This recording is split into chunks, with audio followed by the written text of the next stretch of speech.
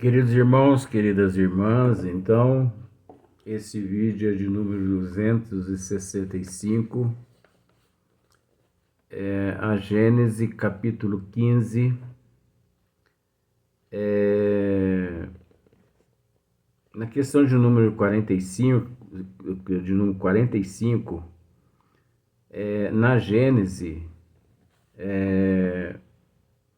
tempestade abracada,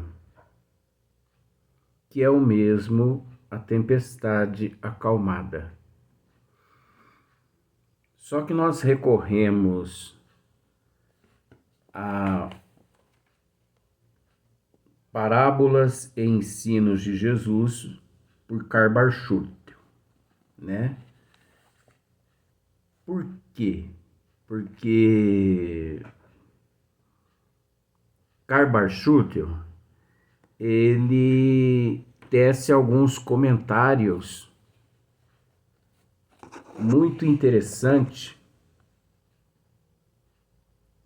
que Kardec não comenta. Aí você pode me dizer assim, mas se Kardec não comenta, porque se faz necessário que seja assim? Não, a gente respeita, mas nós temos o direito de pesquisar, nós temos o direito de raciocinar. Nós não podemos permitir que a nossa mente permaneça durante a existência física nossa aqui na Terra o tempo todo adormecida. Nós temos que raciocinar. Não é mesmo? Muitas pessoas, às vezes, se permite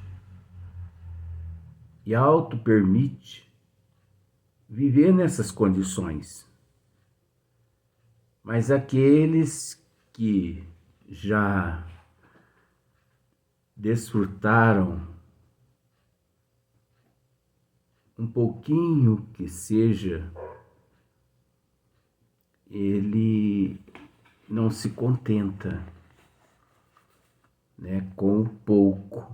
Ele quer sempre mais crescer espiritualmente, materialmente, intelectualmente, moralmente e por aí em diante. Mas se nós pararmos para analisar,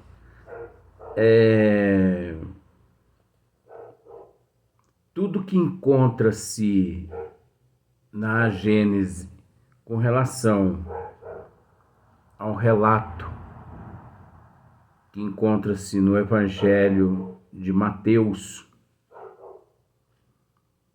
então olha para você ver. Na Gênese,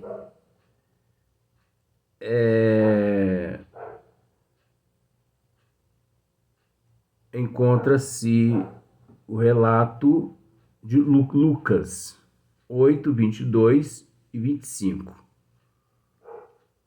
E nas parábolas de Karl Schurter, já encontra-se em Mateus 23, 27. Então, se nós pararmos para analisar, é a mesma parábola,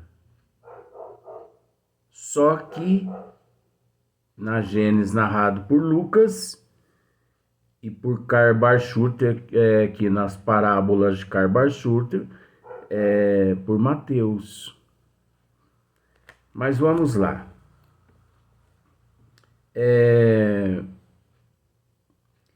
E entrando Jesus na barca, seus discípulos acompanharam-no. E eis que se levantou no mar tão grande tempestade que as ondas cobriam a barca. Mas Jesus dormia. É muito interessante essa questão, porque veja bem, seus discípulos acompanharam-no, e eis que levantou no mar tão grande tempestade, que as ondas cobriam a barca. Quase sempre, quando deparamos com parábolas relacionadas a, a esse meio de transporte, quase sempre os discípulos de Jesus narram que Jesus encontravam-se naquele momento adormecido. Mas Jesus dormia, olha para ver, né? Vamos voltar novamente, que isso é interessante. E entrando Jesus na barca, seus discípulos acompanharam-no, e eis que se levantou no mar tão grande tempestade, que as ondas cobriam a barca. Olha, as ondas cobriam a barca. Mas Jesus dormia. É impossível. É impossível. Pense, naquela época não existia Titanic, não existia esses transatlântico que existe em 2023. Essas barcas aqui eram barcas movidas a remo pelos próprios apóstolos, discípulos de Jesus. Eram barcas que carregavam, vamos pensar da seguinte forma, principalmente naqueles mares ali em volta, que não eram muito longos, né? Eram mares estreitos, 15, 20 pessoas no máximo. Agora, olha só. E eis que se levantou no mar tão grande tempestade,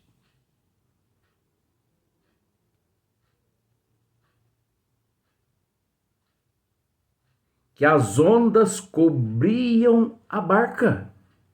Ué, se as ondas cobriam a barca, Jesus estaria acordado naquele momento há muito tempo. Será que não são códigos, não? Mas Jesus dormia. Enquanto as ondas do mar cobriam a barca, Jesus dormia. Você observa que não tem fundamento. Os discípulos, aproximando-se, acordaram-no, dizendo... Agora você observa. As ondas cobriam a barca. Então, se as ondas cobriam a barca, essa barca, ela provavelmente estaria afundando, e Jesus dormia naquele momento. E os discípulos, aproximando-se, acordaram-no, dizendo, olha só, os discípulos ali todos, aproximando-se de Jesus, né, o acordaram, dizendo, salva-nos, Senhor, que perecemos, que perecemos. Que perecemos? É a mesma coisa de um corpo perecível, esse corpo é perecível. Vamos pensar assim, um frango depois de morto, uma galinha depois de morta, ela é perecível. Alimento perecível.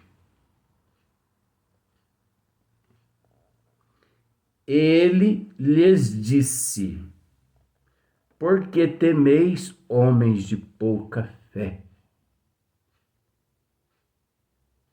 Então, erguendo-se, repreendeu os ventos. Olha, os ventos. Plural, né? E o mar. Existe os ventos. Não é o vento? É para a gente analisar. Repreendeu os ventos e o mar. E fez-se grande bonança. Grande bonança? Por qual motivo? E todos se maravilharam, dizendo: olha só, que homem é este, que até o mar e os ventos lhe obedecem? Ué, mas engraçado, né? Eu tenho deparado já várias vezes com com essa frase, com esse termo. Que homem é este que até o mar e os ventos lhe obedecem? Que homem é esse, né, que ordenando que a rede seja lançada, um cardume imenso de peixes são retirados do mar? Que homem é este? Os próprios discípulos não o conheciam o mestre?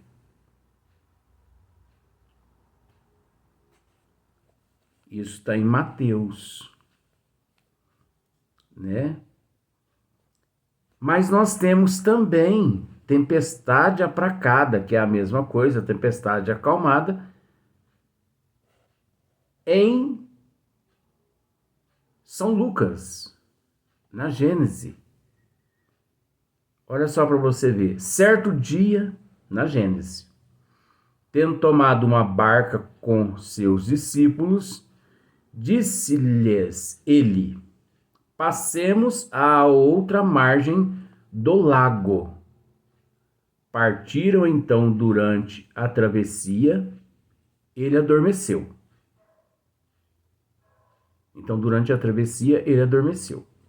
Então um grande turbilhão de vento se abateu de súbito sobre o lago, de sorte que, enchendo-se d'água a barca, eles se viam em perigo. Aproximaram-se, pois, dele e o despertaram, dizendo-lhe: mestre, perecemos. Jesus, levantando-se, falou ameaçador aos ventos e às ondas agitadas, e uns e outras se apracaram, sobrevindo grande calma. Ele então lhes disse: onde está a vossa fé? Eles, porém, cheios de temor e admiração, perguntavam uns aos outros: quem é este que assim dá ordem ao vento e às ondas, e eles lhe obedecem? Então, você observa Mateus, né? Vamos ao termo São Mateus.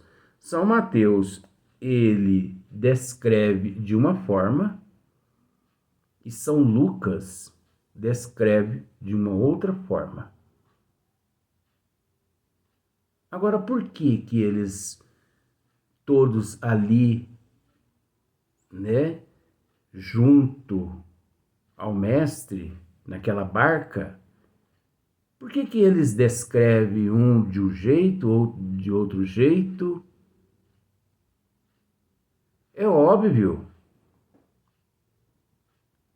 as interpretações de cada um, o nível evolutivo de cada um.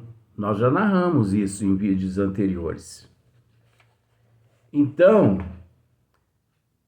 dando-se sequência aqui na tempestade acalmada, que é as parábolas de Carbarchut, que é a mesma coisa ali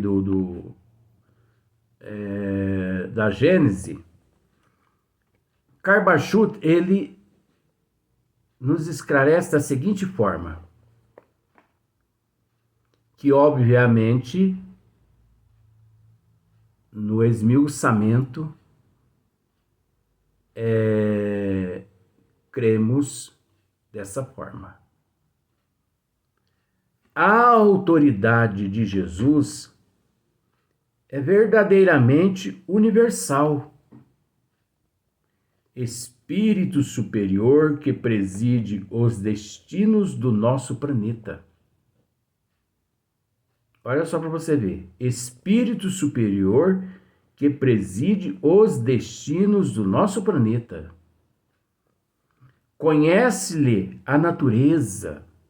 Jesus conhece a natureza, bem como a atmosfera que o circunscreve, assim como os espíritos que atuam nos elementos.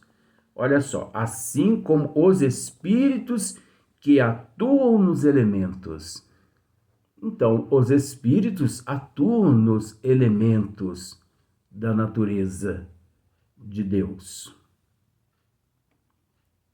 É sabedor, portanto, de que todos os fenômenos sísmicos e atmosféricos são dirigidos por seres inteligentes, encarregados das manifestações da natureza. Isso à luz da doutrina dos espíritos, esse comentário aqui de Carbarchut. O mestre, contemplando o temporal que se desencadeara no mar da Galileia, deliberou fazê-lo cessar a rogo de seus discípulos, e para que estes não perigassem, ordenou que o mar se acalmasse e os ventos não prosseguissem na sua faina destruidora. Está claro que Jesus não se dirigiu ao mar e aos ventos, mas sim aos espíritos que agitavam a atmosfera e encapelavam as águas. O vento e o mar não poderiam compreender. O vento e o mar não poderiam compreender para obedecer às ordens do mestre. Esses fenômenos obedecem sempre a uma causa e Jesus, atuando sobre a causa, fez cessar o efeito. A causa, os espíritos encarregados de toda a natureza de Deus. Então, ensina também esta passagem que com a fé em Jesus podemos, se lhe rogarmos, obter a calma nas tempestades da vida. Então você consegue entender, com todo respeito, que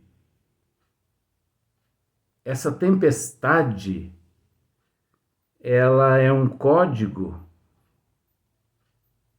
e que precisa ser bastante analisada, pois Karl Barth diz assim, ó, ensina, né, essa passagem também, ensina também esta passagem que, com a fé em Jesus, podemos, se lhe rogarmos, obter a calma nas tempestades da vida.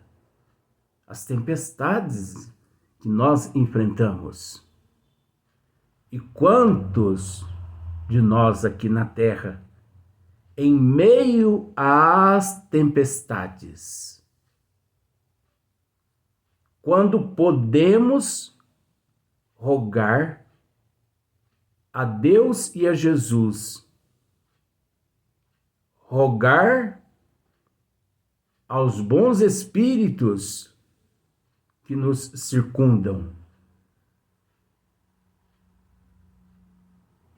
rogar com fé,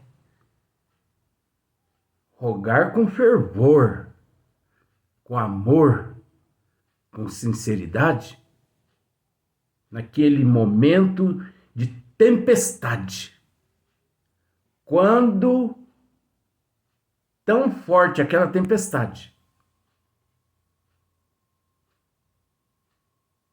que se faz sobre todos nós, que mesmo assim, sabendo que trazemos o Cristo no coração, adormecido pela nossa ignorância, permitimos que a tempestade nos afunde, nos levando a sucumbir. Quantos milhões de pessoas se sucumbem em meio às tempestades, mesmo dizendo que conhece Deus, que conhece Jesus, que tem fé, que tem isso, que tem isso, que tem aquilo, mas que na hora do Calvário ele se sucumbe. A nova revelação, com seus fatos maravilhosos, a nova revelação, a doutrina dos Espíritos, vem por nos, a par de tantas coisas que a ignorância humana considerava, né, milagres, mas que não são mais que produtos ou resultados da ação de espíritos que, em redor de nós, trabalham constantemente.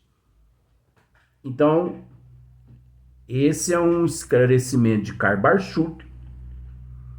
Em meio, nós tecemos alguns esclarecimentos, porque faz parte do esmiuçamento, que é o tema do nosso trabalho. Mas você observa quantas pessoas se sucumbem, tendo tudo,